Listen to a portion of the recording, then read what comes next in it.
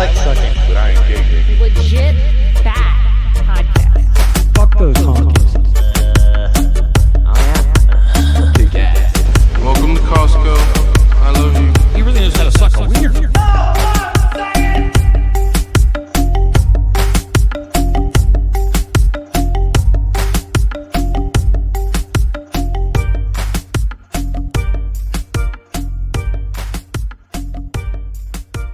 Fuck this chick.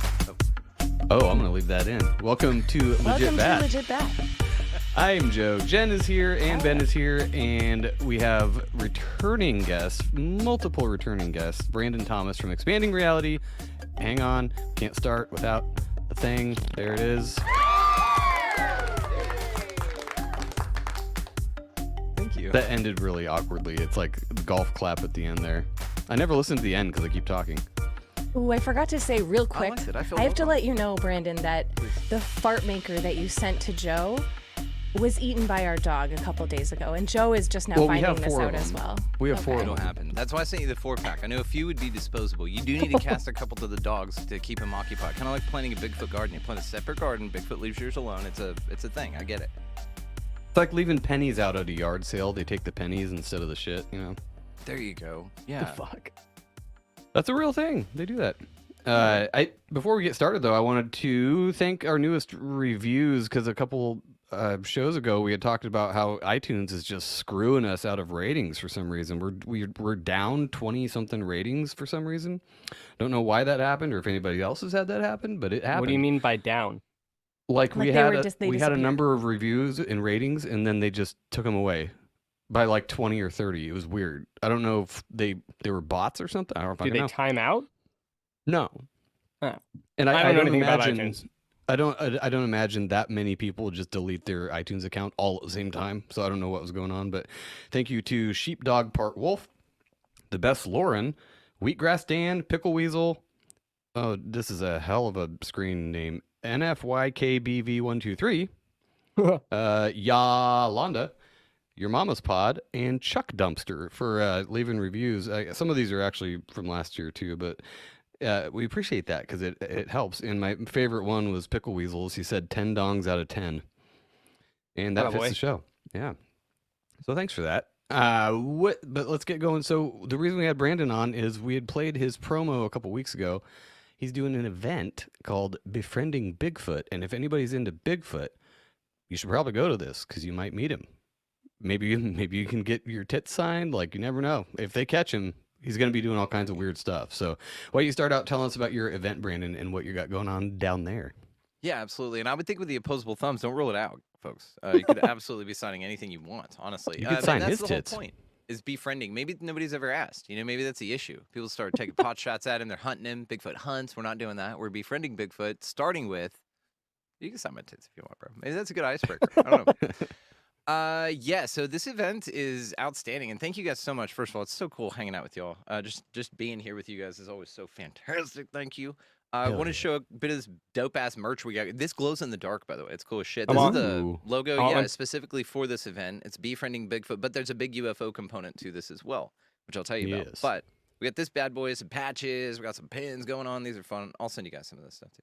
Anyway, nice. I want yeah. one of each.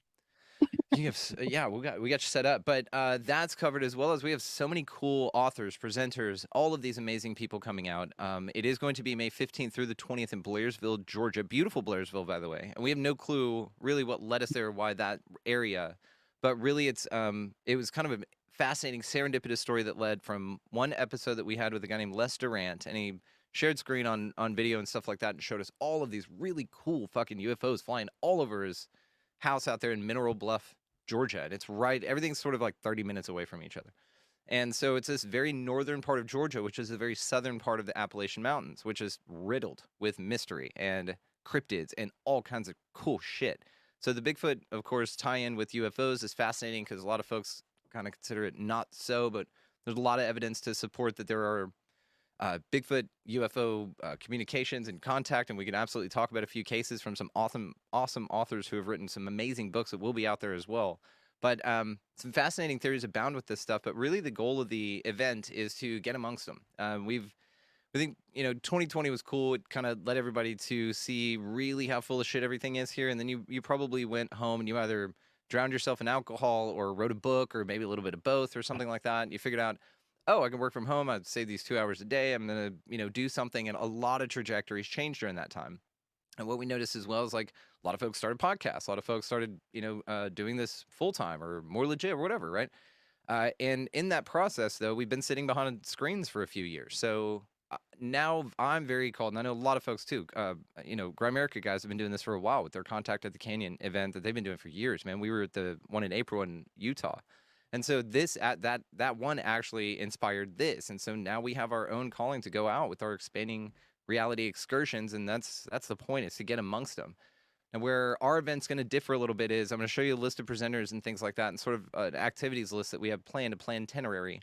But the thing about this that I think we're looking forward to presenting as a little bit different is at a lot of conferences, and there's no like, oh, this is why we're better. This is nothing like that. It's not dick swinging. What it is there's an opportunity over here to go to a conference, right?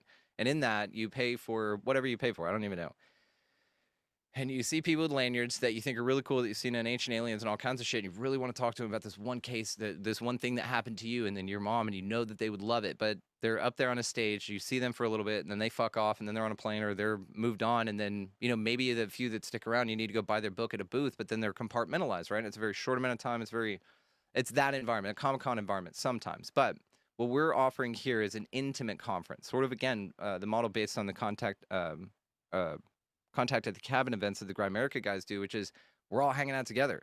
Brandon Powell, David Warner Matheson, everybody, we were all hanging out together at that thing. And that's what's very important to me, is that we're all having coffee together. We're all chilling together. The places we get are big acreage spots. So if you just want to hang out at the spot while we go fuck off and then come back for the presentation, it's totally cool.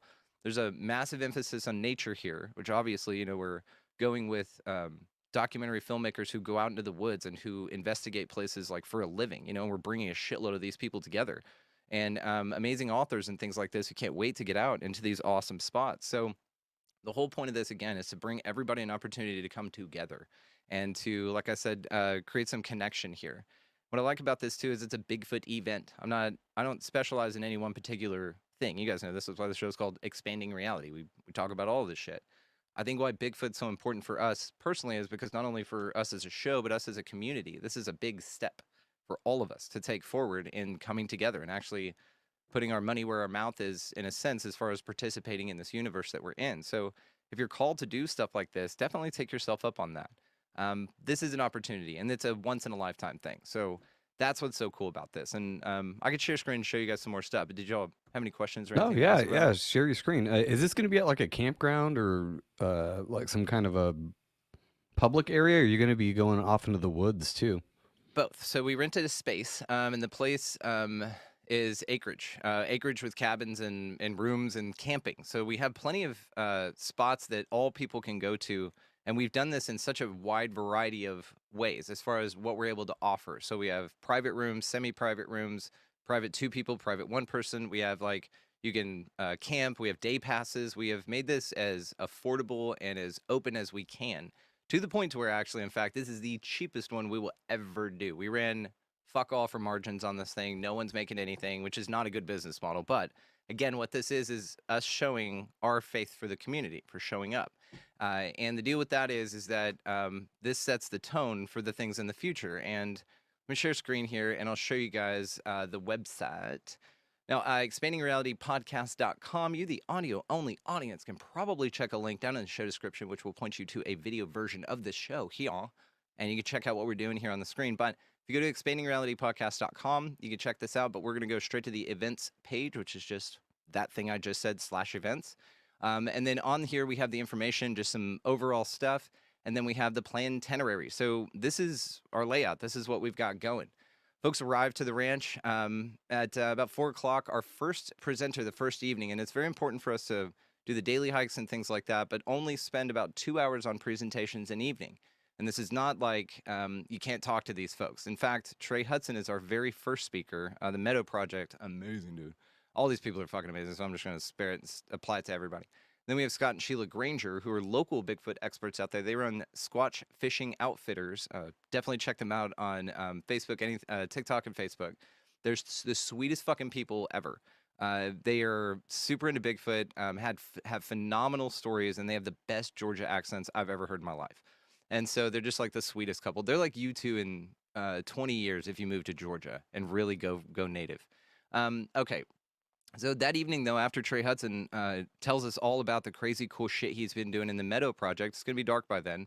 Then we're going to go out to the forest right next door there, the backyard that we have, this massive Chattahoochee National Forest is what it butts up to. So we have infinite grounds to go walk. And he's got his night vision and thermal imaging stuff that he's going to bring out. And we're going to go walk around in the woods and hike and shit, right? Then the next day we get up balls early and go to a place called Booger Alley, which Scott and Sheila are going to tell you about and scare the shit out of you the night before. And then we go to the damn place the next day. And we spend all day out there. And it's this private place that they Seems like go my to kind of for place. their excursions. Oh, dude, totally, right? We're going to have lunch out there, all that kind of stuff. Then we come back, dope dinners. That evening, we've got Owen Hunt, who's a comedian. He's going to come out in a Bigfoot outfit and roast humanity. My dude roast Owen. Oh, humanity. yeah, we love him. Yeah, you know him. So we got to he'll meet be him out and there. allegedly smoke a joint with him at Contact at the Cabin. Hey, that's awesome, allegedly. Yeah. I'm proud of you either way. That's beautiful. I love Owen. He's such a fucking cool dude. So he's going awesome. to come out in a Bigfoot outfit and roast humanity from Bigfoot's perspective. He has a whole bit on it. Oh, hell yeah. Yeah, and then we have this Dave Baker. He's a contactee, one of the most fascinating contactee stories you'll ever hear about, and we're not going to go into it here, but what I will point you towards is if you go to Tubi, which I'm going to list 3 things on Tubi available absolutely for free involving our event. If you go to the show Encounters, which was on Amazon, it might still be, but it's free on Tubi. You go to Encounters, go to season 1. The last 2 episodes are Dave Baker. They gave him 2 episodes because it's so fucking wild. Earlier in that season, another presenter of ours, Les Durant, who I just told you about, has all the fucking crazy shit all over his house. He actually is episode 3 in that very same series. So then you go to, Owen and Dave speak. Then the next day we go to Tennessee. So what we are going to be doing is we're hiking and spending time in 3 different states while we're on here. Everything's sort of within an hour, at most of the drive. So we've got Georgia the first night or day. Then second day will be spent in Tennessee. We're going to go kayaking on this river called the OC River out there, and then do a hike after the kayaking. And then the third day we're going to North Carolina. So we have 3 different states that we're hitting in this event, as well. All like rides and transportation shit's included in this. It's a complete. Just get yourself there. We even pick you up from the airport and all that. So another thing is that night as well, we have Chris Matthew, of course, who you guys may be familiar with. Oh, Yeah, awesome. just He said maybe, hi, yeah. by the way. He wanted to come on. I invited him. He's moving and shit. He wanted to come, but he said hi. We love you, Chris. He's having a fuck of a time right now. He is. Dude, we're sending him love. Everybody, send Chris Matthew love right now. Go. Right now. Got it. Let's slip the tweet in there for love. Okay. Then you have Alexander Petikoff that night as well. If you guys have y'all met Alexander? Do you know who that is? No, that name again sounds familiar, but I've never met him, no.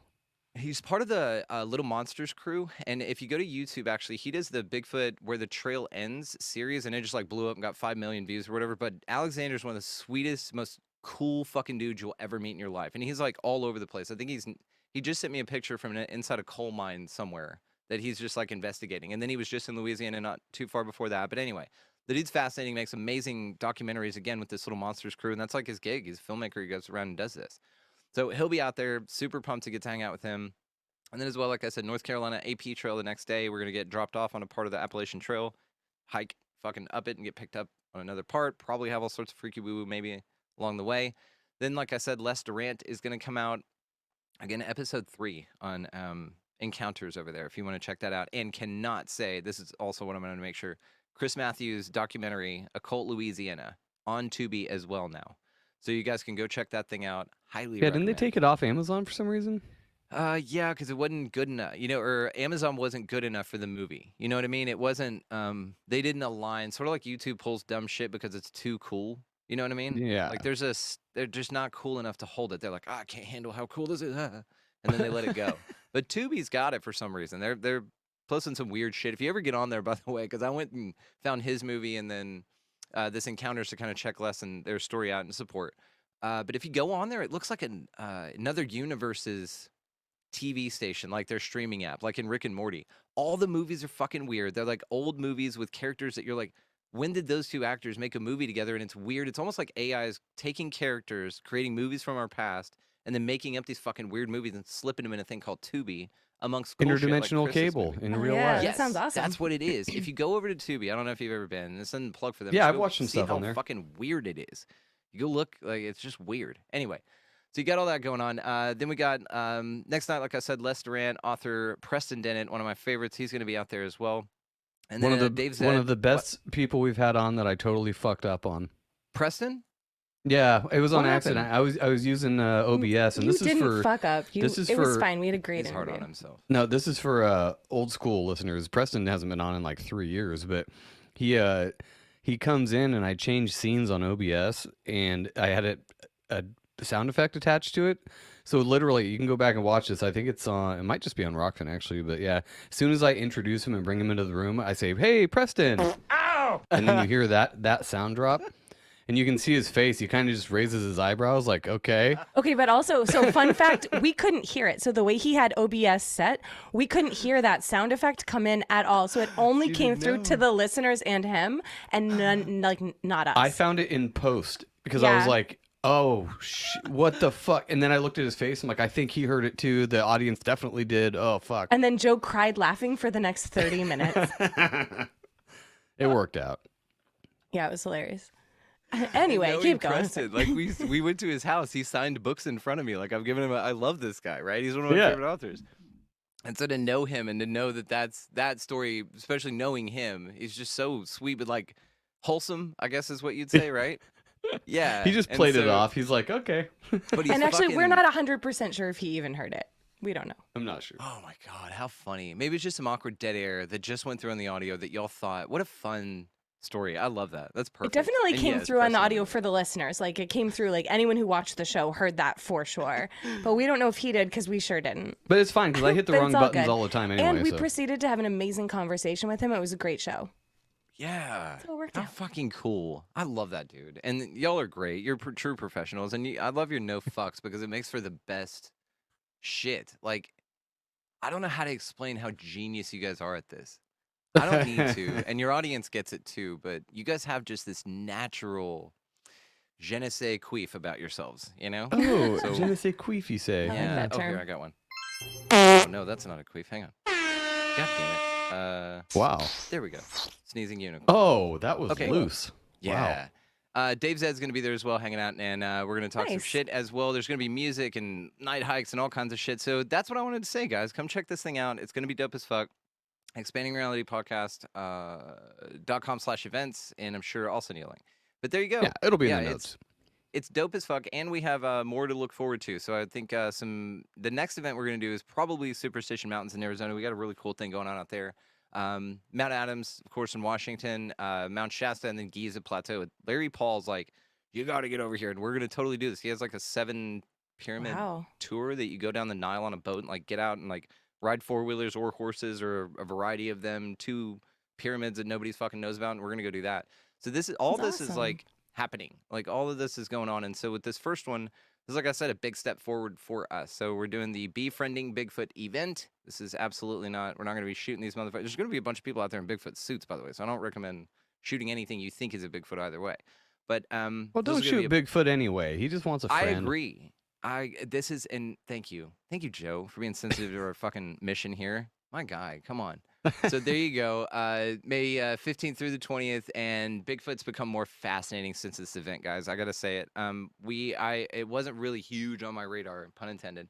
But now, like getting to know Josh Cutchin and just Scott and Sheila Granger and just Dave Bacara and the guy who owns the museum out there. We're going to the Bigfoot Museum. It's one of the coolest cryptid museums in the planet. They have a DNA lab and like all these casts and shit from famous cases right there. And wow. so I've been finding out a lot about this world, and it's fascinating. Okay, so let's give a little like sort of. I do want to test hear the some waters. stories. Oh, we got stories. So let's test the Okay. waters here. What where are y'all at with Bigfoot? What are Okay. your thoughts? What are your feelings? Go I'll ahead. start this one off. In general, I like hearing the stories, but most of the stories end in nothing. It's kind of like UFO stories or something like that, where it's like we thought we saw this thing in the woods, and here's kind of, the Bigfoot potato camera that never shows anything. And there's a couple photos that are like, what the fuck is that? And in general, I don't know if I give a shit about Bigfoot unless it has something to do with the broader high strangeness of like UFOs and all that stuff. Like it could just be a Chewbacca type of character that's like interdimensional or whatever. I don't know. The thing that weirds me out is when people say that they have like psychic Bigfoot and they have sex with Bigfoot and like all these weird things. I'm like, okay, I don't know if you're just muddying the waters or if that's on purpose to like make it seem stupid. Like I don't know what that is, but and people, we would have had a body by now, or somebody would have had a clear picture of him, or not necessarily. I mean, look at UFO pictures. Those are still pretty fucking shitty too. I don't know. In general, like you said, once you got into it, it was a lot more interesting. And I'm sure if I met some of these people and heard their stories, it'd be a lot more interesting. But as far as the stories I've heard on like Mysterious Universe and other shows like that, I think it's interesting. I just don't. I guess at the end of the day, if somebody were to be like, we found Bigfoot, this is what it is, I'd be like, oh, that makes sense. Anyway. Okay, so it's kind of like every Bigfoot story is like a dream. It's personal to them, and it's impossible to understand what they went through unless they were there experiencing it themselves. Right. It's hard to transfer that across multiple consciousnesses of humanity, of people who could understand it and take it in and say, oh, yeah, that sounds like it would be really scary. Really, when we hear the stories, it sounds like something that maybe didn't happen at all. Or maybe it did and was kind of sort of nothing. Kind of like an acid trip or so something. I You want to can't hear really something describe it. compelling. Ben, what do you think? Nathaniel? Oh, I didn't know she was going to say more. It's one of those, I'm on the fence with it about as much as I am with aliens. Because even though I think aliens are more abundant in sightings to kind of give it credence, Bigfoot's one of those characters where I'm like, if I had to go with the theory, it's that they're an old alien race that kind of got stuck here, possibly an interdimensional race, Marooned. with a lot of fucking resonance powers. There's too many stories of the Oz effect happening, people's brains fucking just basically shutting down, time lapses in what they remember, and more than likely, I think the one thing they have spot on is he just wants to be left the fuck alone. That's my opinion on it. And apparently he smells like ass. A lot of stories say that he smells like burning asshole. And Which has fucking zero, dumpster fire in his zero butt. common sense. No, he's kind of a goofball too. That's the other thing. He's kind of gangly. He's got big pendulous testicles and or breasts, depending on which gender you see. And you know what? Maybe it's just he lacks common sense for our world. Because might be whatever super world smart. he or she, there are breasts involved, so there's women. They procreate. There's been baby Women Bigfoot Bigfoots. sightings. I mean, so there's it seems to me like it's somewhere like in between worlds where it's like either it can go in and out of this world, or it's kind of existing in two, like bilocating, like where it's on a different planet and for some reason quantum whatever, it's like popping up in our field of vision for a bit and then it pops back out, which would make sense why you can't get a good picture of it. I don't know. Let's hear your thoughts, Brandon, because I want to hear how you went from kind of being like, man, whatever, to way more interested. Like, what sold you on it? Yeah. It is fascinating. First of all, I love you so much, all of you. But yes, to what all of you said, I have something to say, because you all tied on a very interesting thread, is that it seems to mimic other phenomena that's also in the freaky woo-woo phenomena, right? So, Jen, something that you said to it, though, what do you think about, okay, repeat what you said and just kind of dive into your idea of why. I'm just very curious on what you said. Just go ahead, please. About how it's like a dream? Yes. Because it seems like all right, have you ever tried to tell someone about your dream? Have you ever had a very intense dream? A dream where you felt like it was something that was really happening to you? I actually truly believe that because I'm weird. I think we go to a different dimension when we dream. So when someone tells me a Bigfoot story, it reminds me of when they're telling me a dream. And I try really hard to be engaged, but I can't because I wasn't there. So I think that is, I don't know, there's just something personal about it. There's something where Bigfoot comes into these people's lives and whatever it does, they are incapable of explaining that to other people because of whatever the effect that Bigfoot has on them. That's just kind of, it's... Nailed it. From exactly what you just said, what other, can you tie any parallels to the exact thing that you said to anything else in life? I mean, any personal experience? I don't know. I don't know where you're Yeah, going with this, but any you person, nailed it. it's a personal experience. Just anything that happens to you, like any synchronicity that's like, oh, wow, this is so weird. I just said this word in my head and it came on in a song. And no one will give a shit about that, but it's really important to you in that moment. And that's just what Bigfoot stories seem like to me. Yeah, it does. It does remind me of like a synchronicity thing where it's only important to you because you were there when it happened, and then you tell somebody else, and they're like, "Fucking great, cool, whatever." But they can't understand. Yeah. Sort of like a UFO contactee may feel, or somebody who's gone through a near-death experience, or any psychedelic experience you've been back from, or somebody who's got a haunting, or what they feel is a paranormal, somebody who's being gaslit, or something like this, right? So there are a lot of ways in which the phenomena now appears to sort of be sort of one thing, you know? And this tends to be where we go with this. You know, there's a lot of what they call flesh and blood researchers, and call them, nuts and bolts people in the UFO game or whatever, but obviously there are stories that transcend both of those things. And this is something, and I can't shout out this book enough. I'm going to connect you with Josh, have him on. You're just going to love this guy. But one of the things I want to point out here is a couple of the references that he makes in this. Now, there are some bulletproof stories here in a second, which I'll get to, but let me just read a couple of these accounts because these are of Bigfoot wearing clothes, okay? So let's say, for instance, okay, this is a great one. The 1973, Rob Carlson and friends at night angling for catfish when they hear a blood-curdling scream. Walking down a path, they see an 8-foot-tall man, naked except for a cloth around his waist. As they flee, Carlson and company see a 7-foot-tall female join the creature. So now you have a case of somebody with a cloth around its waist that's a bipedal, sort of an alien, Bigfoot type of a hominid type of a creature. Then in 1974 in California, a 7-foot-tall hairy creature is seen running across a field carrying a pig across its waist. It wears a glowing blue belt. So an illuminated, glowing blue belt, gigantic Bigfoot carrying this thing under his arm. Another one in 1952 in Montana. Hunters at Sealy Lake watch a Bigfoot approach a wounded elk. The creature is 7 feet tall, covered with a cinnamon brown hair, and wearing a leather belt with a brass buckle. So you've got a hairy-ass dude, got to keep something up, right, or wear this belt. Then you have in 1964, Fort Simpson witness observes a small dark creature with a long beard carrying a club wearing a moose skin around its waist. Now, one more, because this one's interesting. In 1976 in California, a witness claims a visit to a UFO crash site where he finds human-sized apes, each wearing a copper-colored belt with a huge buckle fitted with small buttons. Now, what the fuck do belts and things like that and clothes, because there's stories in here as well, and I'll just paraphrase, of people parked out at Lover's Lane, 2 couples in a car, whatever. I don't know what they're sucking each other off, whatever. I'm not judging, but what they said was they saw a huge, they saw a huge hominid hairy creature in their taillights as they were trying to take off, and this thing picked up their bumper, but it was wearing a flannel shirt. Like weird shit, but what you would call a Bigfoot. And then there's all sorts of Class B things, which we'll talk about here in a second. But what's interesting about this is that the phenomena is freaky as fuck. It's like sort of the witnesses that say, yeah, I got, as I was leaving the UFO, there was a gray there. Everything else like standard abduction case phenomena.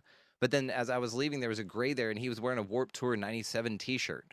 And it's like this odd bit of information that sort of discredits, if you want, the entire phenomena in a way. But what it does is it throws a huge curveball in the way these people perceive and then retell the events, because that's not going to connect on anybody's level. Like, what the fuck is that, right? And there's all sorts of stories of this, and they're fascinating because Philip Mansell, Philip Kinsella, he feels he had a abduction account where his body was taken, but he went through his ceiling. Already fantastic, right? This fascinating abduction story where he was taking all this stuff, but whenever they drop him back, he thuds back in bed, meaning back in his body. His body could feel his soul coming back in and compresses his astral body, compressed his physical body when it came back in, and he could feel that and sense. Like, it's these details that you're just like, holy shit, right? Like, it's just very interesting. And then, but the last tail end of the phenomena decided to appear as a Cheshire cat, massive Cheshire cat, through his ceiling and sort of like scream and scare him,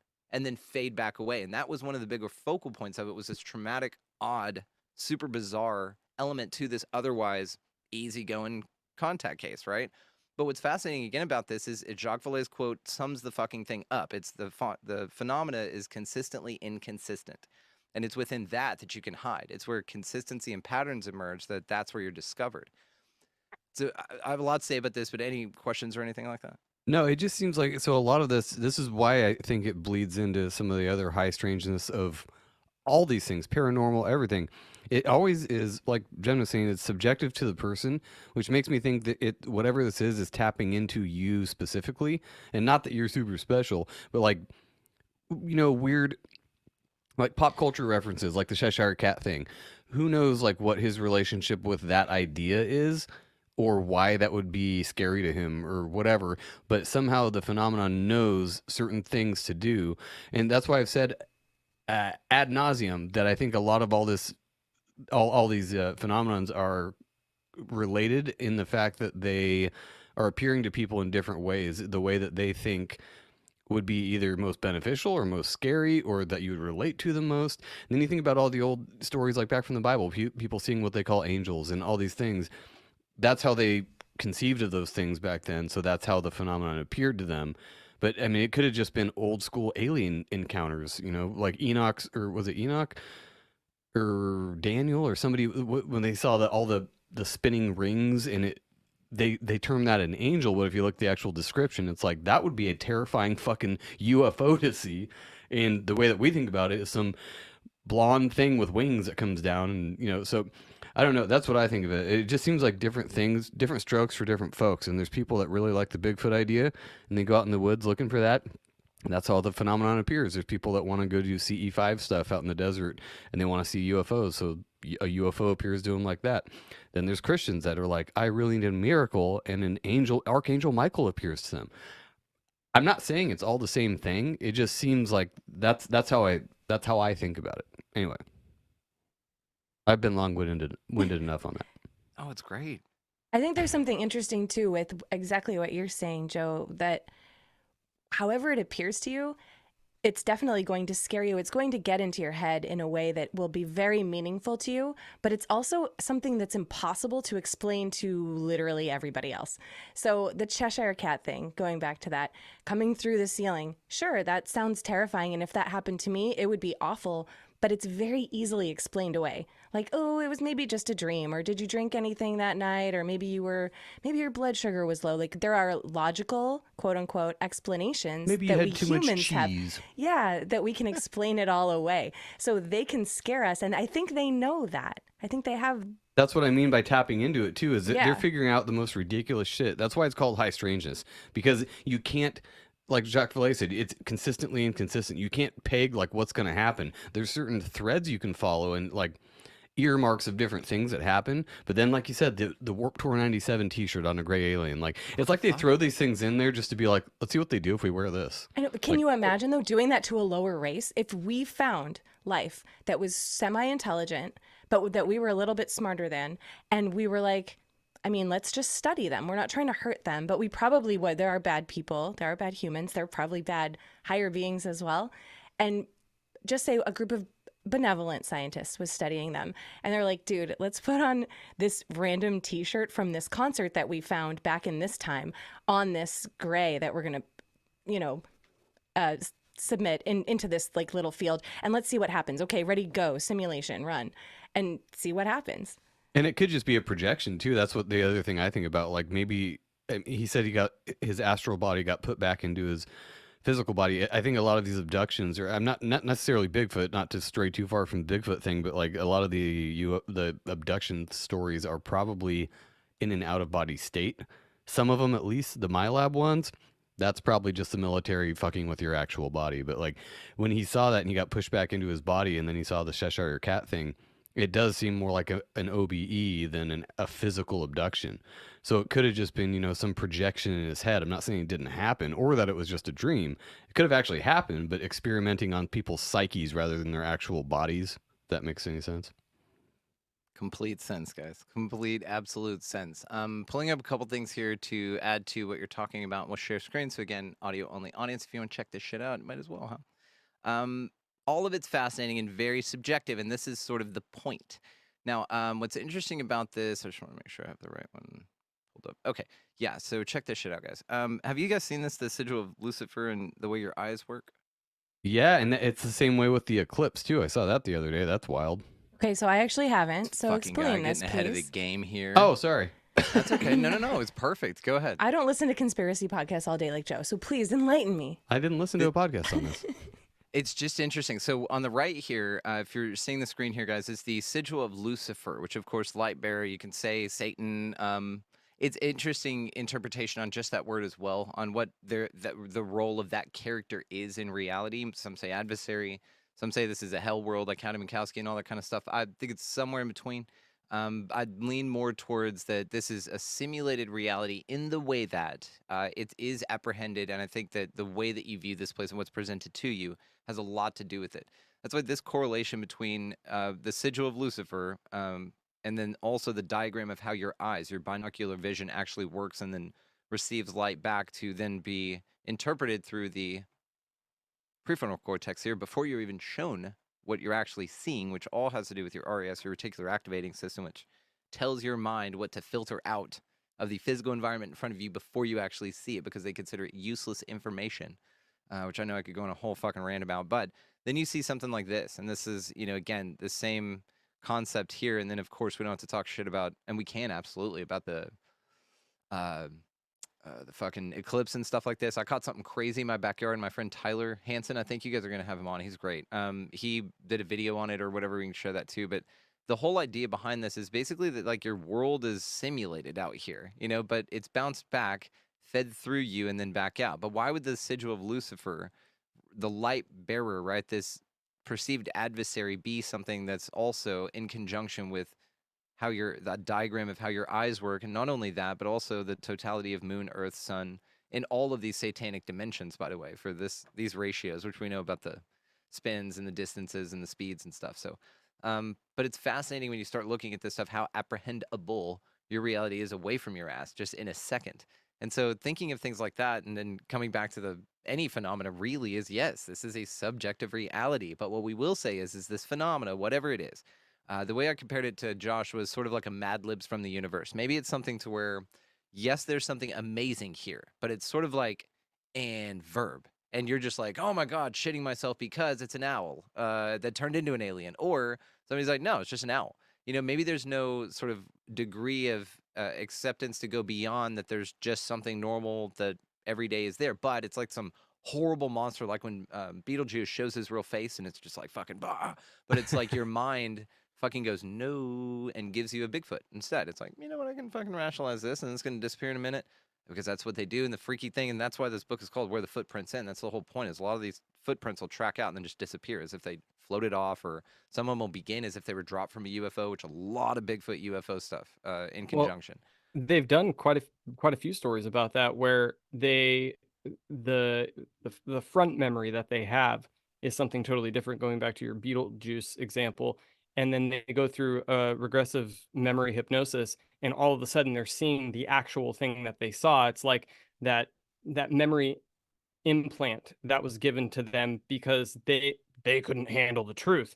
And the screen memory idea. Screen memory, yeah, it's like what they actually saw may be something completely different, and people go their whole lives knowing that there's something in there that they didn't really figure out. But that's why, so they go through, hypnotic regression, and all of a sudden they see the real thing, and they're like, oh shit, no wonder I wouldn't have been able to handle that in the moment. And it's like, well, you didn't. That's why they gave you a screen memory.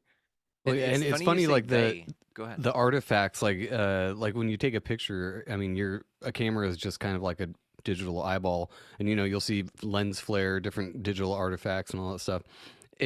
Things that people see like that in the woods could just be the simulations, like Easter eggs, like artifacts. It reminds me of like a glitch in a video game. I mean, you talk about glitch in the Matrix and all that stuff, but it could just be some leftover artifact that, and not to bring it down to, oh, this is a video game, but that kind of idea where it's glitching out a little bit. And it's a character that was from a past season of Earth that somehow is still stuck here. And they're like, don't pay attention to that. That was back in the Atlantis days. And now that's, we don't worry about that. We just stuck him in the forest and hope he fucks off, but he keeps procreating. So here we are.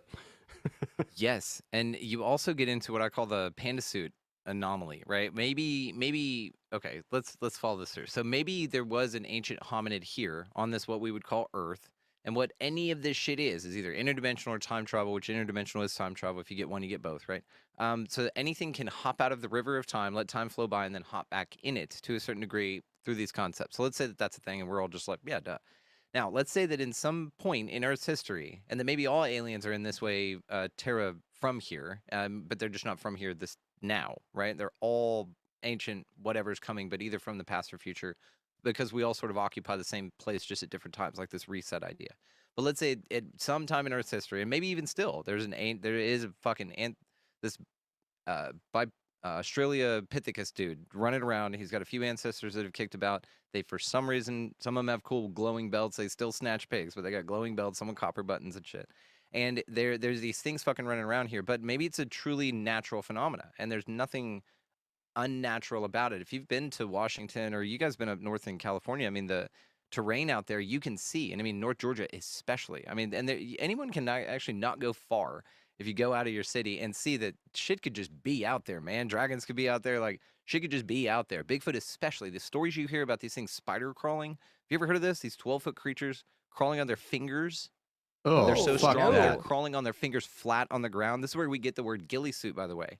It's No, from fuck that. these creatures. No, It's thank you. one of the derivatives, the ancient folkloric words for what this creature was in a certain area. I forget what it was, but it's in the book. That's what a ghillie suit is from. They called it like a ghillie schwa or something like that. Anyway, this thing will fucking crawl on its fingers and toes, its tiptoes. Picture this thing on its fucking toes, I like. said no, thank you. Okay, and then they'll creep up in this 2-foot tall brush and slap your leg. Now, Scott has a story about this happening in pitch black, by the way, with this grown-ass man that then took off running. He goes, we Yeah, don't that's a run. big And he nope. had to grab this dude and stop. And he thinks Bigfoot just popped up because all the brush was 2 foot. He has a great story about it. Anyway, yes, they do the spider crawl shit, super strong fingers and toes, allegedly, and they just fucking over to your ass and then slap you. And then now, if they stand up, they're about 12 feet tall, this giant thing, glowing eyes. Yes, they stink some, but also this could be like a glandular problem, right? This could be something to where, or it could be a dimensional thing to where that's what the environment smelt like that they just came through, which we Like get a lot of He's gonna reptiles. wash his ass. Where, Or maybe where we just- tortoises and things like that stink really bad. Or Yeah. maybe, it just smells bad to us. That's our perception. It doesn't Thank mean they you. really That's smell sweet. bad. It's Maybe- perspective. Maybe, Maybe they to the smell fe- super sexy. Maybe the female pheromone ones. That's thing. like, ooh, baby, Ooh, aqua de yeah. joe, aqua de Ec- gilly. extra that Bigfoot stank dick on them over here. balls. Get it Mhm. over here. Yeah, Yeah. rubbing that dick deer in my carcasses, ass. like this fucking rotting deer carcass through their shit like a towel, you know. Yeah, it's a crazy. And Scott smelled this. The smells are wild. Like the stories of this are phenomenal, but also a lot of it's what Josh would call Class B. A lot of people call Class B sightings, meaning that yes, it has inherent qualities. This litholatry, which is throwing of rocks, also wood knocks, things like that, knocking on roofs, windows, doors, things like this. A lot of knocks, and that's very important. A lot of times in 3 as well. But this translates into so many other phenomena, which is why, again, I love this work, is because it shows that, yeah, maybe Bigfoot, but also maybe Bigfoot's not what we think, but also maybe it's all not what we think. And then he sort of puts all this together, and it's just a fascinating thing whenever you start to contemplate all of the things. You have so many endless accounts of a UFO showing up, somebody going, holy shit, that was a UFO, flying off, oh, wow, that was wild. The next night coming out, Bigfoot. And they're like, what the fuck, Bigfoot? That was wild. We just had a UFO. You guys... That's interesting, but they'll call somebody who will only want to hear about the UFO report, and they'll go, in the next night, and they'll go, another UFO? No, it's actually Bigfoot that showed around. They go, fuck off, and then walk off, right? But this is important, because then what happens, and this person, if you continue to let them tell their story, will say, for the next 2 months, we were haunted with poltergeist activity, a ghost doing shit to our plates, all this stuff, and then a woman in white showed up. All of these things are connected, but people will call them separate things, right? Separate, that they have nothing to do with one another, but because there's activity, it calls in all sorts of range of variety of activity. That's what's so wild, is you're sort of just susceptible to it after this now. And like Skinwalker Ranch, places like that, where you have Yes. literally anything you can think of is happening there, or allegedly happening there. That's like, it reminds me of I don't know what they call it, but like the whiteboard, or like the storyboard part of animation where they're just drawing shit and like seeing what sticks. Yeah. Storyboard, yeah. So like the practice room in a video game where you can just do whatever, God mode, like just throw everything out there and see what happens. That's what that place Sandbox. seems like. Yeah, sandbox. There you go. That's what Yeah, I'm in the looking for. Skinwalker Ranch story, they saw a Bigfoot drop out of a portal, and then a UFO flew off, and then they saw red orbs flying around the property. And the dog And they man, were big like, dogs. yeah, the like, giant wolf. But 4 think of all the bulls things stuffed we into a could do. container? Yeah, I think it was more than that. They were all stuffed into the trailer, yeah, shipping on the container, back of their property. Yeah. That's crazy. It's just and like- then the fork or the fence post digger or whatever was thrown up in Way a up in the tree. tree. Yeah, the auger. Yeah. It's almost more like outtakes of our reality. Like they were like, Yes. here's some ideas that never made it to production. But think We're just what we gonna could throw them do here. in a closed environment like that. If we had one, we could do so many things that the creatures had never experienced, would be able to observe them and see what they have and see what they don't have, and then present them with things that they don't have. And we could do multiple, for sure. Just take a beehive. We could present them with a hairdryer. Bet they never seen one of those before. We could dump water in there. I'm not saying do mean things like that, but just things that they are not used to experiencing. We could do that to a lower life form so easily. Maybe just So it's walk up and not slap them on the surprising calf. that See what they do. we could poke them. We could poke them 3 times. They probably notice that humans are dumb, and if they just knock 1 time, we're not going to pay attention. But if they knock 3 times or multiple times, we actually notice. And then if it's a pattern, we notice that. There's studying that's been done on us for sure that's why they do these things. Well, and they do other things too, where they'll leave them gifts for Bigfoot, like in places with high Bigfoot like interaction. They'll leave them a gift of either food or whatever. Then Possibly the not next day they recommended. come out and there's like a pile of rocks or like acorns or something Or like sticks Thank aligned you. in a certain pattern. And If you animals keep do feeding that. 'em. Animals If will you do keep that. feeding Like 'em. even squirrels do that. Squirrels will do that. Magpies, different Crows. weird You can train crows. crows to bring you money. Yeah, if you befriend a crow, they're like, "Here's some shiny shit. I don't know what it is." You can but train a crow to talk. They'd be like, here you go. I love you. Go find It's Bigfoot. creepy. Yeah, it is. But there's also cases. I'm glad you brought up gifting. There's so many things to talk about here. I'm going to come back to gifting. Let me finish up on panda suit though. So one thing I was talking about, the stream of time idea. Okay, let's say there was a hominid here that was hanging out, and something hops in and at a time. But what it does is it uses mimicry, like we've seen in all kinds of cases. Right now, let's say this isn't your mind just replacing it. Let's say that, like in nature, which we've seen, the cuttlefish, all kinds of moths have the predator of the bird that would feed on it on its back to look like its eyes, right? To scare off that bird. So there's all sorts of mimicry found in nature. Now, let's say that some interdimensional being was trying to blend in, like these Men in Black think that they're doing, but they're not doing a great job at it, right? They're fucking weird. Anyway, Men in but, Black are like, fucking terrible at fitting the in. I worst. know. They don't know how to use door handles. Exactly. So, but you find that maybe then this would explain the bumbling Bigfoot events, like you said, like the cases where they're kind of goofy, where you're just like, what the fuck was that, Bigfoot? Maybe it's some interdimensional being posing as Bigfoot. And that's the whole point here is like the panda suit idea is that people who work with pandas, if they're real at all, wear a panda suit whenever they go into the little enclosure so it doesn't scare the shit out of these little things, right? Because they're already delicate. And so whenever these creatures, whatever these interdimensional things are, why wouldn't it be an advantageous quality if they could even camouflage to just come in and mimic one of the life forms here? Like, what's that movie, Annihilation? Remember when the plants started growing into human beings? You remember that? Or the trees started growing into I don't people? know Did if you ever I've see seen that movie. It sounds familiar, but I'm not sure if I've seen spoiler that. alert, But it's fucking dope. I do like that idea though, because think about how uncanny valley that is for the pandas. Because Yes. and that would be They're the like, same "That's thing not for us, fucking where we're right." like, it's a dude in a suit. Like the pandas have got to be like, that looks like something you don't smell quite right, and your eyes are all kind Well, of there's fucked animal up. videos too that show when you put a stuffed animal next to a dog, they're kind of excited about it, but they're also like, what's going on here? Like, why doesn't But it you can move? It hit doesn't that move the stuffed same. animal, and the dog will think that that behavior it was showing, that dog will never do. That real dog will never do. If you hit, have you seen that? Where they'll Yeah. take a stuffed animal dog and they'll have it like chew on its shoe, and the dog will usually do this, and then they'll take that stuffed animal and like basically kill it with the shoe, and then the dog's like, oh shit, I don't want that anymore, and then it'll break them of that habit, so they can associate like that, but also they Huh. know it's not them, and then they bark at themselves in the mirror. I love dogs. But look at we do those things, I guess is my point. We I do that too. to our Yeah. pets. So Shit why in the wouldn't line. these creatures be doing that to us? I just agree with what you're saying. That's the point. We're just is their pets, exactly. yeah. And maybe they're not like, and then you get into familiars, right? And we'll get back to gifting. So familiars are like witches, right? Witches have anybody that what's yeah. an animal that hangs out with witches? Cats. Cats. Okay, but there's also a black cat phenomena that are found in North America. No black cats are found in North America, but they're connected to the UFO phenomena and witches and paranormal. So you have these familiars as well. And who's to say that Bigfoot isn't just a familiar of something else, or all of them aren't familiars of one another? There's all these stories of Bigfoot like dropping out of UFOs and shit. There's another one I heard on Mysterious Universe a while back about a UFO. contacting this guy, and he'd made contact with him or something like that. And so then the UFO says the guy asked him about Bigfoot, and so the alien just sort of whistled. The UFO came around, went to this field, dropped a Bigfoot off with a box. Okay, and the box was a bomb or something like this. Oh yeah, And we've then heard the this UFO one. moved over, and the fucking Bigfoot like blew up. And he goes, "See, they're just fucking dumb." It's like this, but like, what is that? Is it like again a familiar, like a dog or something that just don't give a shit about, or do they have some sort of freaky superpowers, or is it not freaky superpowers where they come from, and all dogs can just do that? They can phase out, they can camouflage instantly.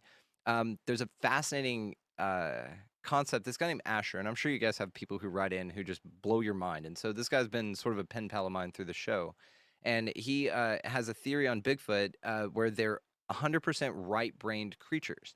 Now think of that. Like think of that you don't have any physical limitations as far as your ability to manifest your reality from a left brain perspective. So you have no fear, is what this means. You have no logic calculation. So to you, disappearing or just going to the moon or appearing over here or appearing as that or this or appearing at all is no big deal to you because there's no limitation because your mind just simply doesn't. But you're work also that way. kind of a doofus. You that can makes be sense. a doofus from Well, our you left appear to brain be a doofus perspective. from our perspective. Right, Yeah. yeah. Which could also call to the inconsistency of the phenomena, right? It's not consistent because it doesn't need to follow patterns because it doesn't understand that. And it's fascinating too, some of the phenomena is freaked out about patterns. The Rougarou, for instance, in Chris Matthews' documentary talks about this creature out in Louisiana that can't count past 12. So if you just put 13 pennies on your windowsill, it'll go fucking nuts and run off and won't haunt you. Like fun shit like that. Like what's that about, right? That sounds like an autistic ghost. Thank you. That's what I thought too. But we give them love. It's Rougarou. But either way, Bigfoot, UFOs, the paranormal, all this phenomena is absolutely connected. And it gets stranger as well because a lot of the things people call, again, Bigfoot things, knocking on windows, prints, all of this kind of stuff are not specifically Bigfoot related. And if no Bigfoot was spotted, you can't rule out paranormal. So you get to this interesting part to where you're like, what's mimicking what? Are witches mimicking Bigfoot to stay concealed that they're witches? Are Bigfoot concealing or being concealed as UFOs and aliens? Because some of them are seen coming out of and into glowing balls of light, turning into That's shit the like part. that. That's the part that intrigued me about it. When I started hearing those stories, like when I was younger, I'd hear Bigfoot stories. I'm like, that's just wackadoo people that see weird shit in the woods, whatever. Then I started looking into more of the broader, high strangeness stuff, and it started connecting a lot with UFOs. And we actually talked to Tony Merkel about that briefly on Union of the Unwanted like 3 years ago. And I kind of wanted to get his opinion on it because I'm like, what do you think about like the psychic Bigfoot thing? Because I'm not saying it's impossible, but if that's true, it's not just some fucking mammal walking around in the woods being stupid.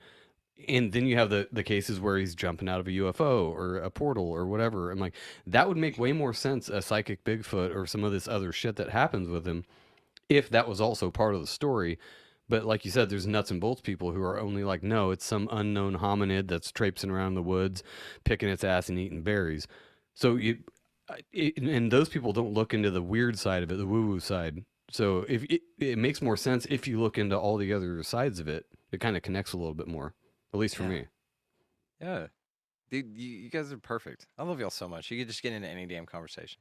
I think that whatever happens with you guys, just really quick. No, go I ahead, think that please. if you see Bigfoot, it's special. So if you guys happen to see Bigfoot on your adventures, like we're saying, I don't think it's some hominid picking berries and taking shits and just walking around destroying stuff They and do take smelling big bad. shits. They They do, do. I'm sure. But if Sheila's Bigfoot got a story. appears, it's because it wanted you to see them. So good luck. It's and this is a great point you make, Jen, is because nature, think about just nature, period. Nature knows you're there long before you fucking know you're there. You think you're some badass woodsman and camping in SEAL Team 6, whatever. No, you maybe get out and conceal, and that's fine too, but nature fucking knows you're there. And The if you're us- mycelium network is letting everything know that you're there way the fuck before you're there. It's Oh, talking to God. everything. Have you guys talked to Justin from Cryptids of the Corn yet? Have y'all made that connection? Oh my God, I'm going to connect you with this dude. And Ryan from Appalachian Intelligence. Again, this is like expanding all of our groups into these amazing shows that are doing this fucking crazy cool work. So Justin has this idea, and I'm not going to go too deep into it, but roughly so many cool things. Okay, so fairy rings, right? The circles of mushrooms that are in forests and shit like that. We had one in our that- front yard last year. Dude, fuck yeah. All were they- summer. Oh, okay. Yeah, it was well, wild. okay. Any paranormal activity that occur? Yeah. Not that We I had a noticed. weird year. It's LA. You're like, it's LA. I don't fucking know. Yeah. Not in but- fucking LA. We're not in LA. We're by Mount Shasta. So if you need help with your Are you really? excursion, we're about Why like did I think you were 45 in an LA? hour away. No, No, we're no, right you by guys Mount are Shasta. speakers at that event. Yeah, you guys are. Well, way to ruin it. But yeah, of course, you're coming to the Shasta thing. Fuck yeah. Fuck, what were we talking about? Fairy rings. Bring me Fairy back. rings, yeah. Fairy rings. Okay, check this shit out. So Justin's talking about that maybe fairies themselves are manifestations from the consciousness of mushrooms, and they portal out through fairy rings. Like basically, all the mushrooms get together and go, you know what? We need something to walk around and kind of gather some shit, and maybe haunt some kids, or maybe entice some kids to come pick us up because they eat us and they get our consciousness, and then we get infused into the community, sort of this 100th monkey thing, or food of the gods deal, and maybe it's something like this, because then we take for once you start to go, oh well, man's making it up. And we've talked about the subjective nature of this reality and how human beings manifest things, and we've talked about homunculuses and egregores and things where you can create seances will manifest the same phenomena as witches, paranormal, UFOs, and Bigfoot, by the way. And so any of these things, again, it seems very tied together. Fairy rings could just be, again, if we can manifest things in our reality, why wouldn't the other creatures be able to manifest as well? So maybe fairies are enough. actually mushrooms manifestations in the world. Now, Justin talked about that Bigfoot could be this manatee's manifestation from, think about that. And a manatee is like, you know, I kind of like to walk around in the forest and see what that's like. And so maybe it can project its thought form onto land in the form of something, maybe something its ancestors knew about. A Bigfoot, perhaps, that really did run over there. They don't know they're extinct, which goes back to the panda suit thing. When they're walking around and people are like, oh shit, these things aren't here anymore. That's when they're freaked out. It gets on people's radar, but manatees don't know this. And so you get into now the thought that dolphins could manifest consciousness and be sending mermaids out after people. And mermaids aren't really a thing, but it's dolphins wanting people out of the water. So they're creating these egregores themselves as an entity. What's the fascinating? smaller version of an egregore though? A thought form? Homunculus? No, it's starts with a T. tulpa. What's it? A tulpa. Tulpa. Yeah. Mhm. Like Yeah, the maybe same thing. Bigfoots are tulpas of Yes. apes that are There like you just thinking about these hot ass, bipedal things that walk around. They're like, oh yeah, it's got this huge dong, and the female apes are like, or the male apes are like, oh, it's got these huge boobs, and then they just manifest because they're just thinking about it all the time. You know that, and then there's something to it. Think of Peter Pan, okay? We talk about our attention being your currency and filling your world and feeding the wolf that you want to grow, fear or love, right? And if you look at this Peter Pan, what happened to Tinkerbell? Her ass was like off in the corner going, oh, I'm not dying because no one loves me. And what had to happen? Everybody had to fucking clap for this bitch or the play wouldn't continue. We couldn't see the dude string up on the wire, and you wanted to see him fall, but mine didn't. But anyway, everybody had to clap and give her your attention, right? Fill this creature, this fairy, by the way, with your love and attention for it to continue to live. And we talk about this with government. We talk about this with lizard turds, everything. Stop feeding the fucking beast. It'll stop living. You know, the only reason it's still here is because it's got your attention, which you're fueling it with, like one of those carnival games you spray a water gun into and it fills a balloon, but that shit's all around you and you're filling those up. But what if, again, any of this phenomena, maybe it was a wild beast or this green man that's talked about in connection with Dionysus and things, but what if it was one of those things and people just sort of talked about it? You know, like you keep somebody alive by talking about them, right? What if somebody just clapped enough for Bigfoot and so it keeps it animated? Maybe these things do want to fucking die. And they're like, dude, somebody keeps thinking about me and writing books about me and going on podcasts. That makes sense why he befriending me and keeps shit. hiding. He's trying to Yeah. not be seen anymore so he can just fucking die finally. That's What such if a it's good point, surrender though. for all of us, right? And they're going through a spiritual journey with us as well by being integrated in the fact that we still talk about him and now want a relationship and befriend him. Well, it's kind of like a child. You have this child that you have brought into this world, and they're like, I don't want to fucking be here, but I guess I am. Jesus. Nobody exists on purpose, you motherfucker. You created me. Yeah, we thought of you. We're going to continue to think about you, and you're going to continue to exist. But think about And that. you'll die Scale when we that to stop fear. thinking of you. Now, scale that to anything that you don't like here. And just think about that your attention's the only reason it's alive. That's so Starve the fascinating. gods. Starve the Starve them gods. fucks, yeah. Oh. Ben fucked off. He couldn't handle it. He was like, Now, it "This looked is- like his I'm done." internet was cutting out again. He probably's Yeah. got to take a poop and go to bed, too. No, he He was might doing the be Max Headroom thing restarting for a or minute. something. Yeah, he. So I like that, though. That's a premise in a lot of movies, like Coco and did you see Coco, the movie? It's No. a kid's movie, but it's about honoring the dead on the Day of the Dead, and you have to keep remembering them and putting their pictures up and lighting candles for them. Otherwise, they disappear, but they live in the afterlife. but only for as long as their family remembers them on Earth, the living family.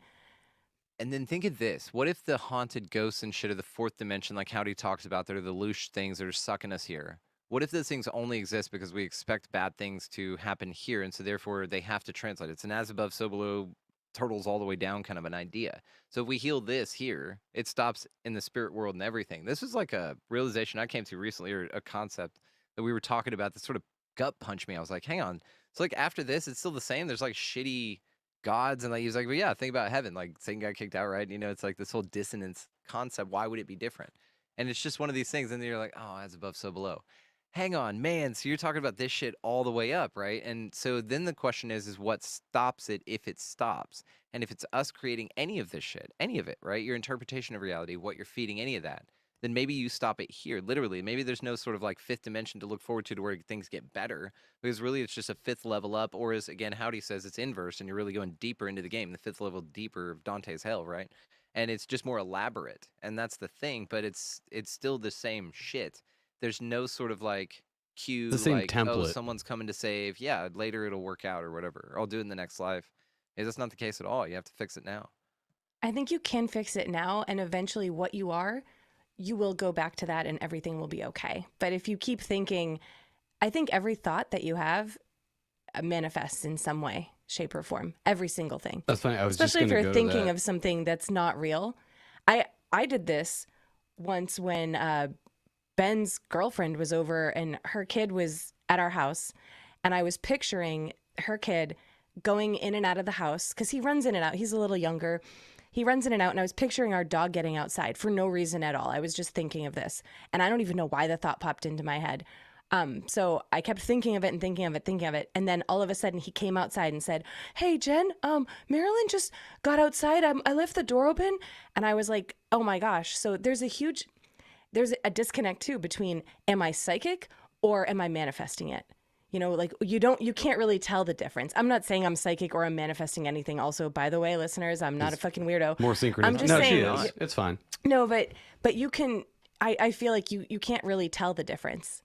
No, and if you Did think I call about it or did I make it? like the idea that humans are collectively manifesting and creating this reality by your brain antenna or whatever, that makes more sense that weird things like that happen, because you get some weirdo out in the woods that's like, I saw this thing, and he thought he saw it, but then you put so much attention into it, like the tulpa idea, and then it spread around, then more people put attention into it. Now Bigfoot manifests fully, and it's like, he's like, I didn't mean to exist. You saw a weird tree one time, thought I was this walking thing, and now I exist in the real world. Thanks for that. Brilliant point, because people say that Bigfoot looks like logs. Oh, it looked exactly like a log, bark and all. Like, and then also there's this tie into Krampus and things where Bigfoots have been reported as picking up children and throwing them on their back endlessly, as if there was a hole there, like a pit.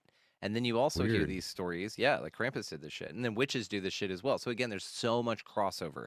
It's just sort of a Mad Libs thing. Again, here's a freaky phenomena that's going to occur. It's going to have XYZ. What would you like it to be? And somebody's standing there is like, I want it to be an alien. Somebody's like, well, we're in the woods. Let's go Bigfoot. And then somebody else is like, oh, we're in the woods. I think witches live out here. And then boom, witch. And you get all these fucking things. And it's just interesting, the crossovers with this. But let's go to gifting, because this is a fascinating sorry. one. Gifting, no, don't be. We're good. I'm taking notes. Gifting is a squirrel. fascinating one. I love the squirrels. Because some people say, yeah, it's fascinating and we have an awesome time with it. But also think about, there's stories of this in fairy folklore and all the folklore that goes back so fucking far with this. It's so paralleled. It just depends on where you are to insert creature there with a lot of this anomalous stuff. Not the far case off sighting or whatever, where you just, we don't know what it was, right? The ones that like disappear, glow into orbs and shit like that. The leaving of the food is a Fae thing as well. Allegedly, like there are countless stories of people being offered a certain food in the wilderness, and indigenous Never tribes will be eat like, the do not fairy eat food. that. No, Don't do do not that. ever. And don't drink the beer. People will be offered the beer because you stay See, there that's where forever. they'd get me. That's where they They'd get know, you, is the too. beer. Yeah. And that's the thing. And they'd fucking know you too. Yeah. So the thing is about gifting, though, is that a lot of people will start these relationships with these things. And I've heard some really cool stories. Now, some fascinating things about rocks. Like they'll put an X on a rock, throw it down a ravine, and somebody will say, I want to see that rock. And then they'll go hiking or something. They'll come back to the trailhead. When they get back, that rock's X and all is sitting there. but it's hot now or something. You know what I mean? And Weird. they'll do this with a variety of different tests, right, to test this thing. And this steps up into gifting. Now, gifting's fascinating. There are all sorts of stories. Again, Scott's got, and these are as close to secondhand stories as I can get. Scott was talking to his buddy who goes and does these hikes with him as well. He has fly fishing, because their thing is fly fishing out there as well, squatch fishing outdoors. He does like Bigfoot hikes and fishing, or a combine of the two. Anyway, his buddy was out there with his flies. And have y'all ever been fly fishing, or do you know what I'm talking about? Little flies. No, with I lures know you what use? fly fishing I know is. what I've it never is, but tried we've it. never done it. It looked too difficult for my ass. So It's interesting. It is a skill, but it's fascinating. We'll go out and have Scott teach you because he teaches and shit. But anyway, these box of flies, like your little, they called your flies, and they're the hooks, but man, they're ornate. They're hand done, so they're expensive, right? And this guy, his buddy, had a box of these flies that he set on his chair, turned around to go do something real quick, came right back, and in place of them, hundreds of dollars of these, was a turkey feather. So what's interesting is that he thought it was a good trade. Bigfoot did, but this guy not so much. And was you'll his find friend these- with him? Did he have a friend with him? No, who was he was by like- himself. Oh, okay. Because I was But like, I'd this blame dude the had, friend like, first. The craziest. He's no longer with us actually, but he had the craziest phenomenon. They have amazing stories of this guy. He was a really close friend of theirs. Scott and Sheila will leave peanut butter out on the Jeep of their bumper of their Jeep, and then sit down at the campfire. Stand up 15 minutes later, it's completely gone. And like the lid's not there, or anything, and the lid's on, so you need articulation. And they do these little tests and stuff. There's been handprints found, which that's also a poltergeist thing. So you can't really rely on footprints and handprints and stuff like that. Poltergeists do that. They leave markings on bodies, scratches. There's cases of, like in Austin, there's one down in Austin where you put baby powder on the back of your car and you park over this railroad track, right? Because there was a bus full of kids that got killed there one time. And what'll happen is that the kids, if you just park your car over there and put it neutral, the kids will push your car off of the tracks, and you get out of your car and you go to the back, and there's like fucking baby handprints all over the thing, dude. Nope. And they're the things that pushed your car out of the way. That's creepy There's as Toad shit. Road. I mean, there's all sorts of fascinating shit, right? But all of it not Bigfoot. And you didn't see any kid ghosts. You know, you're going to call it something because our brains try and fill in the gap. But I mean, who the fuck knows with this shit? But some of the cases of gifting have been, excuse me, as harmless as that, to as wild as guy was feeding Bigfoot, but his son didn't know it. And so the son went over to check on his dad's place after his dad had a heart attack and hadn't been feeding this thing for 2 weeks or so. And they went to go check on the place. 80 goats were absolutely dead and slaughtered. The dogs had been ripped apart and dead, and his entire house had been ransacked. Now, his son didn't know what the fuck went on, but his dad told him, hey, actually, I've been feeding a Bigfoot. And he had this crazy shit happen. So if you stop feeding them, that's another thing, is that they get fucking twisted, and they will go through your house and tear all your shit up and rip your dogs apart and shit. See, that's the problem I have. It's the same Slippery thing with slope. aliens, and I love Preston Dent to death, but he's kind of one of the ones that's of the opinion they're all benevolent and here to help Big us. fan. Yep. And I tried to softly bring that up with him where I'm like, dude, that is verifiably not true.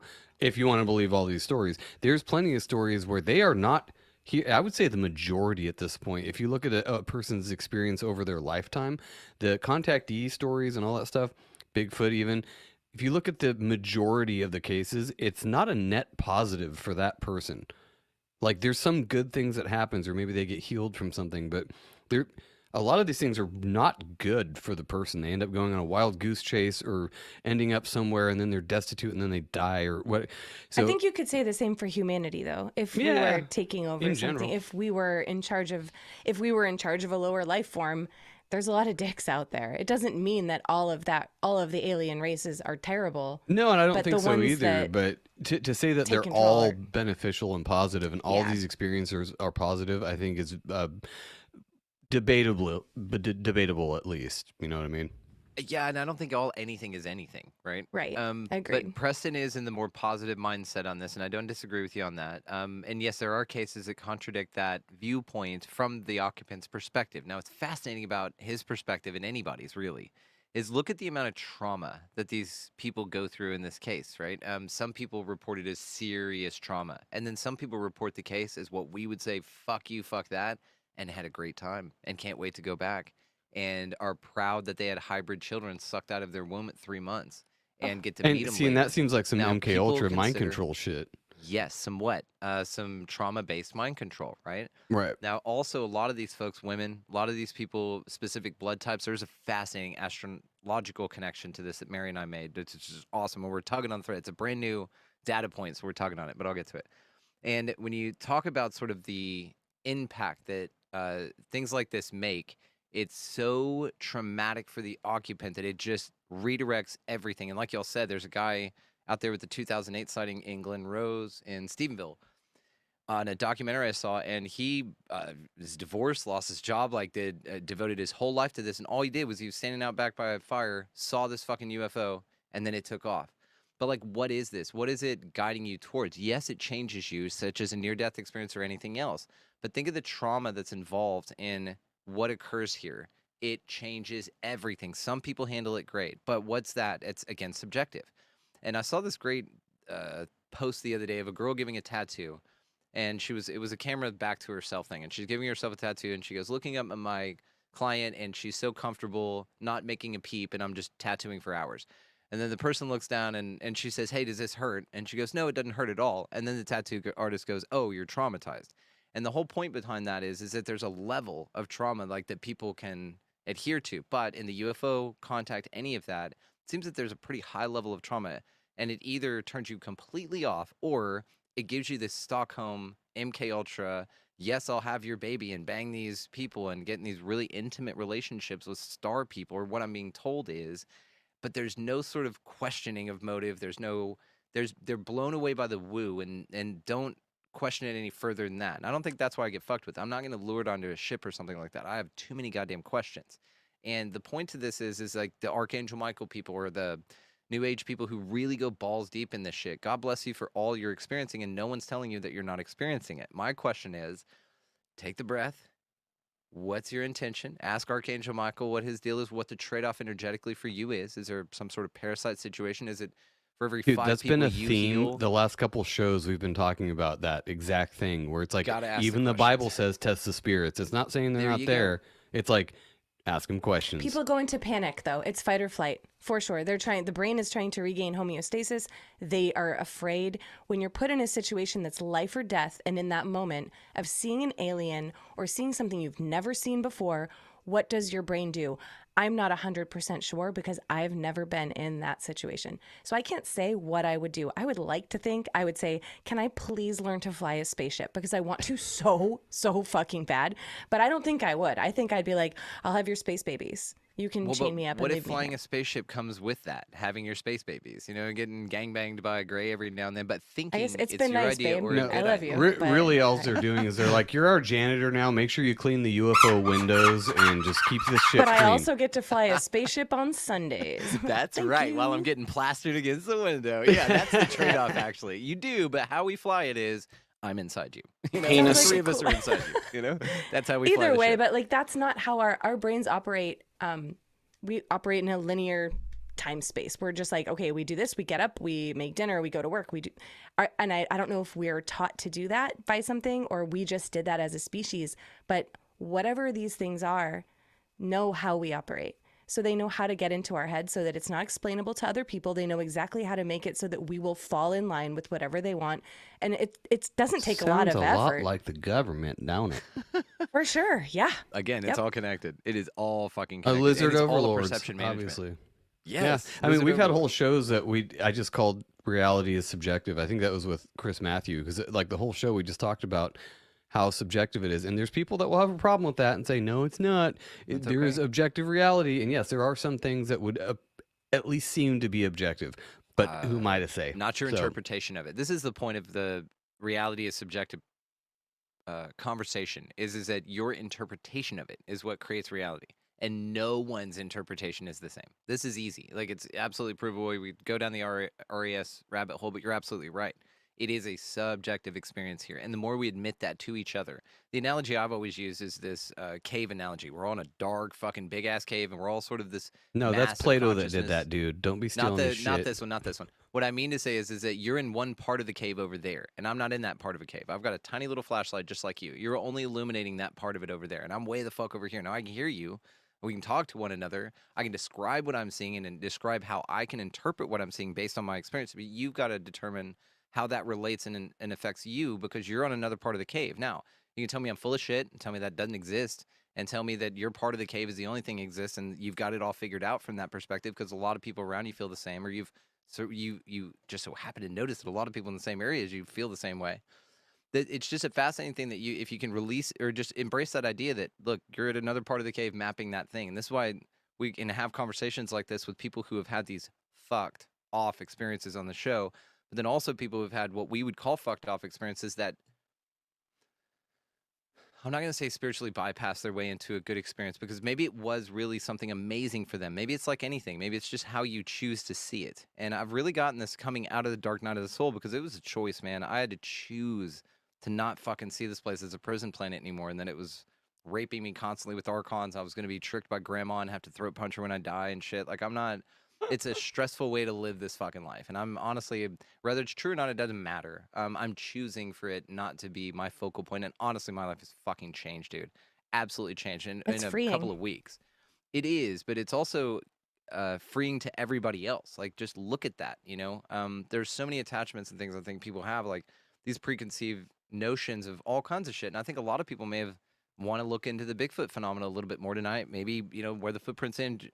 Just cannot recommend Josh Judgen's book enough. And it's a two-part, actually. So the second volume here is the evidence. The first book is the folklore. But things like that excite the shit out of me because they are not the same conversation. This is actually a book specifically written because there's so many things left out of the conversation that they grabbed all of them and said, hey, actually, in all these cases, there's actually more. And then they put context to some of the things, some of the major cases, and we'll reframe a little bit and say, but what about this, and this, and then kind of write shit off. Like, a lot of this is debunking some of the things as well, which makes a beautiful tapestry for you to just go, oh, maybe it's something better. And I think that the phenomena, whatever it is sort of winking at us all right now, going, dude, they're close. They're fucking real close. Because this is a top-down thing. If it's communicating with us, playing us like instruments, then we're an orchestra for something. And the resonant frequency we put out here based on that reverberates in the heavens, man. It goes everywhere. And so I think that this place is very important, but also our interpretation of this place and our ability to interpret people's interpretations of this place is so important, man. Yeah, it's the onion idea. It just, you can keep going layer after layer with it. And like you said, turtles all the way down. It's just, all the way down. And how far do you go with it? I mean, hey, as far as you want. It's your reality. You do what the fuck you want with it. Well, Brandon, thanks so much for coming on again. Oh my God. Everybody check out his event. I guess, you know, of course, all the links will be in the show notes, and I'll put those books. I'll send you links. Yeah. Shoot me those links for the books. I'll send you Josh's website, in fact, because he's just fascinating. Perfect. And just check out. He's written tons of books. He's got, like I said, shit on psychedelics. Does we'll have to get him on. Yeah, for sure. I mean, it sounds right up our alley. So, 100%. Well, piss and love, everybody. And obviously, if you want to, you know, check out more of Brandon's stuff, go to expandingreality.com and /events if you're interested in the Bigfoot event. And of course, you can find him anywhere you get podcasts, as well as Rokfin. Are you still putting this stuff out on YouTube, or are you not touching that? Yes, but I pulled my fucking RSS feed from there, and that's been a thing. But I had the RSS feed slaved over there, so every time I put an episode out, it would just put the audio version out. But then I started thinking about that. I'm like, hang on, but the RSS feed is the reason that you don't put shit on YouTube, because it's free there. And they did. They censored one of my videos and pulled one, gave me another goddamn strike for an audio version of something. So I went in and pulled the feed. Yes, we're still doing videos over there, but selective ones. Really go find us on Patreon, honestly. That's the free shit's all over there. Like, we're uploading all the free stuff. Transcripts are all free over there. See Patreon on a link. Don't go, oh, I don't want to pay for that. It's the fucking 90% of the shit's absolutely free. All of our Sovereign series with Brandon Joe Williams is in one group over there. So we have a Sovereign series. It's got like 5 episodes. And we're adding to that. All of it's hosted there, absolutely free. Again, and then the transcripts, all of the transcripts for anything we've done. We're doing afterthoughts over there, too, for the Value Exchange audience, and we do hangouts, so you can come hang out with us. We're starting a book club as well, where we're getting with a few of these different authors. The first one we're doing is Philip Kinsella's Terrestrial Trespass. This is a dude that I told you about, the Cheshire Cat guy, actually. It's not in this book, but in another book of his. But we're starting a book club where, you know, the author's going to send you a PDF copy of this. If you want a Value Exchange, that'd be great, but you don't have to. You can get a copy of it. And then we're going to go through it, but with the author there, which is great. So you can ask questions, all that kind of shit. Anyway, we're doing all sorts of cool shit. Y'all come hang out. You're always doing cool shit, Brandon. You're always busy. Way busier than me. And I feel busy. Not busy. Okay. Yes. You know what? Let's pick this up right here because we're not gonna. Let's end on this. You said it right there. Yes, you do feel busy, but like Van Wilder said, worrying's like a rocking chair. It gives you something to do. It doesn't get you anywhere. Busy is that way. I swatched the word busy for productive about 2 years ago, and it's changed my life. It's an NLP thing. Just swap the words out. Because being busy is one thing, right? Okay, so Busy next is time, negative, productive is positive. so next time I don't want to go to like my it's sister's house or semantics. anything. I just say I'm being productive. I'm being productive. No, ma'am. Yeah, that's not productive for me today. Yeah, it's not an alignment. That's right. Oh wow, she's gonna be like, "Fuck you, fuck Fuck you." I'm off. going to say that to my boss And you tomorrow. don't have to go. You're welcome. I'm sorry. This isn't not an alignment. alignment. That's right. Aligning for me today. I don't feel productive. Well, normally, I mean, In this- especially if it's in my your state, you sister, could get away with it. I just say no, and then that's the end of it. Like I don't have to make excuses. I'm just like, no, I'm not doing that. Knows a complete sentence, everybody. These are just little nuggets at the end here. I love y'all so much. Thank you so much. This has been great. Of course, dude. Thanks again for coming yeah, on. Thanks thank everybody you. on YouTube, Rokfin, and audio. We love you all, and Fuck off. Thank you for listening to Legit Bad. Please address all content grievances to gofuckyourself@yourmom.com. See you next week.